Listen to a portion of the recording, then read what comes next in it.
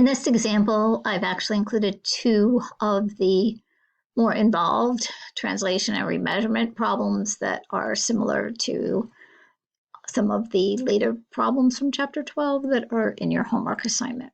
Right, so you have to watch for some of the information. I've highlighted it here, and I'll point it out as we go forward, because when we remeasure, it's going to be very important. And we'll also see in this example that there's a couple of different dividend payment dates. So we'll have to pay attention to those both in the translation and in the remeasurement. The company was organized on January 1st of 2000. All the property, plant, and equipment held on January 1st, 2019 was acquired when the company was organized. So back on January 1st of 2000. And then you have the financial statements here that are prepared in the local currency, which is the New Zealand dollar. So you've got all the same type of information you have from the other examples that we did, one of translation, one of remeasurement. You see here they have inventory detail, which will not complicate the translation, but will complicate the remeasurement. So that's where I'm going to focus. And you also have depreciation resulting from some different timing of asset purchases. Right? Here's your direct exchange rate. Here's, and highlighted again, some of the important information. Here is the timing and the dollar amount for additional equipment purchases on July 1st of 2019. That'll factor into remeasurement. Depreciation, they're giving you some dates associated with the depreciation, which will factor in remeasurement as well. Sales and purchases and other expenses evenly throughout the year. Here's information about inventory for remeasurement. It's on a FIFO basis. The beginning inventory was acquired when you had an exchange rate of 0.7480, and the ending inventory was acquired during the last 4 months of 2019. And here's piece number 6 that impacts both the translation and remeasurement. You have 2 different dividend dates. So we're going to need to do 2 separate translations of those $50,000 New Zealand dollar dividend payments.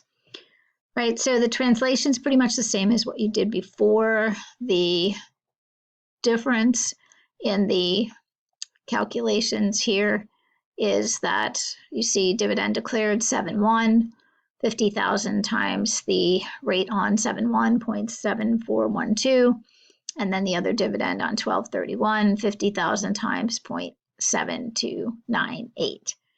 The rest of the translation is the same as what we have done in the other example. Average rates for the revenues and expenses, beginning retained earnings, historical as of 1/1, and then the ending retained earnings is translated at the residual amount here of revenues minus expenses plus beginning retained earnings minus the dividends translated using these rates. So with a translation, right, you're going to drop that retained earnings number down here. You don't see any calculation. The retained earnings amount was calculated up here.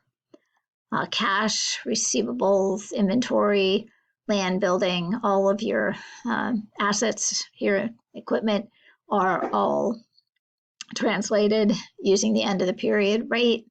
The accounts and notes payable are also translated using the end of the period rates. Common stock, historical rates, same with additional paid in capital, because those two go together. You don't have any information that says there was anything changed or new during the current period in that section.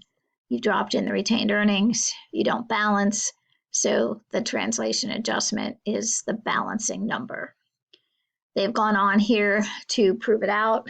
It is very similar to the example, the previous example. The only thing is that you have the two different dividends, and this number, this net position needs to move over. They've just, the margins aren't working properly. So the exposed net asset position at the end of the period, right, is the amount that we will then translate at 0.7298. And when you take this 1547438 and subtract 1434057, okay, you should arrive at the 113,381, which proves out this number. Right? So not much different in the translation example, but in the remeasurement example, we're going to have to do some separate calculations relative to remeasuring the inventory and then remeasuring the property, plant, and equipment and depreciation. Right, so here we're assuming that the US dollar is the functional currency of the foreign subsidiary. So we need to take and remeasure, okay, since we are not keeping our books in the same currency that is our functional currency. And here we'll use the remeasurement rate process, right? The historical for equipment and buildings and land, and also for the depreciation, which is a change, and we'll have to work through the inventory, which we'll take a look at below, right? So the text discusses the temporal method, which we're using here, and the current rate method, which is the first example of the translation. All right, so you see different rates here. We'll look at the inventory one, as I said, separately. The equipment, we purchased some on 7/1, so we would use the rate as of 7/1 to remeasure that number. The short-term payables and long-term notes are remeasured using the end of the period amounts. Common stock and paid in capital, regardless of which method you're using, you'll use the historical rate. And then we have a balancing amount to make sure that the balance sheet balances. And that comes from the calculations down here, revenue, average, other expenses, average rate, but then cost of goods sold and depreciation. There's a table down here that we can go through. The beginning inventory is translated, actually the remeasurement process, the temporal method that we're using at 0.7924, which is beginning of the period, and that tracks back to the information that you have. The purchases, 0.7480, which is our average rate. The ending inventory at 0.7476, right, which is the end of the period rate. So we're going to come up with a cost of goods sold number of 1672440, which we put up here, and that's referenced to Schedule 1. The inventory number for the balance sheet is what we use down here, right, at the 0.7476 rate.